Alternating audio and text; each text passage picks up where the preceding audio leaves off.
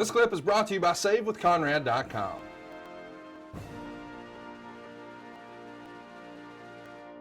And it becomes a staple for SmackDown, where we're seeing consistently good matches in this era. This era of SmackDown has been talked about as maybe the best era of SmackDown ever. And it almost felt like it was positioned as the B show compared to Raw. And the performers maybe felt that and had a chip on their shoulder. And the in-ring competition seemingly was much better matches on SmackDown than Raw. Would you agree with that in that era? I think so. We had a really talented roster on SmackDown, and we had the nickname the SmackDown Six, yep. And we carried the show very well. It was really difficult because the writing seemed to gear toward Raw more than SmackDown. In other words, they would write all week for Raw, and then when they would produce Raw on Monday, next day they would say, what are we going to do for SmackDown? Right. So, they did write, but they didn't write as seriously. So SmackDown became a wrestling show. So there was a lot more action, a lot more wrestling. It was more wrestling driven than storyline driven. Well, and the wrestling carried over to the pay-per-views as well. You talk about the Royal Rumble that year, and you had a match with Chris Benoit, and Dave Meltzer said it was so good that it saved the show. He gave it a 4 3/4 stars match. And then at No Way Out, the best match on the card, not a surprise. Benoit and Lesnar against Angle, Benjamin, and Haas. He rated it 4 stars as well. I mean, you guys are really hitting your stride here in ring.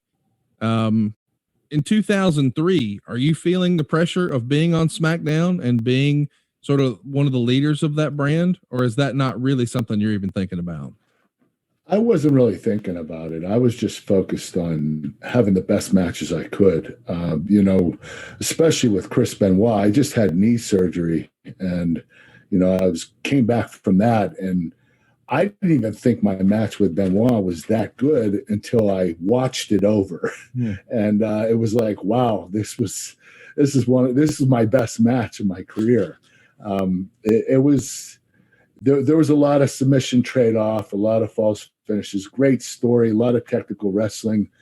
It had the whole ball of wax. And, I carried that into, the pay-per-view at No Way Out with Brock and Chris and Team Angle, where we had a tag match. And we did have an excellent match, but that's where I got injured. That's where I injured my neck. Let's talk about SmackDown a little more. Paul Heyman is one of the driving forces creatively for SmackDown in this era, I believe. And I think some of that changes just the weeks before WrestleMania 19. Paul Heyman coming in 2002 to sort of help the Blue brand. Was that a good thing? I mean, did you click creatively with Heyman? Yes, I did. I think Paul is very talented. I think that he comes up with excellent ideas and concepts. Him coming in definitely helped us out. It seemed like, like I said before, the writing was more geared for Raw.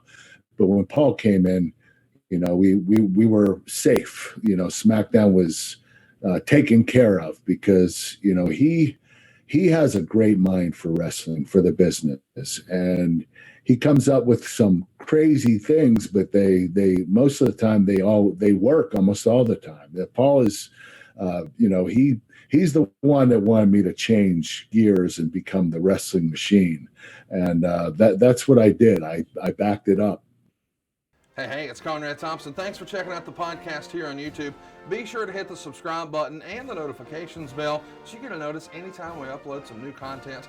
And go save yourself some money right now. If you're in a 30-year loan or you have credit card debt, it's not a matter of if I can save you money. It's a matter of how much. Find out right now for free at SaveWithConrad.com.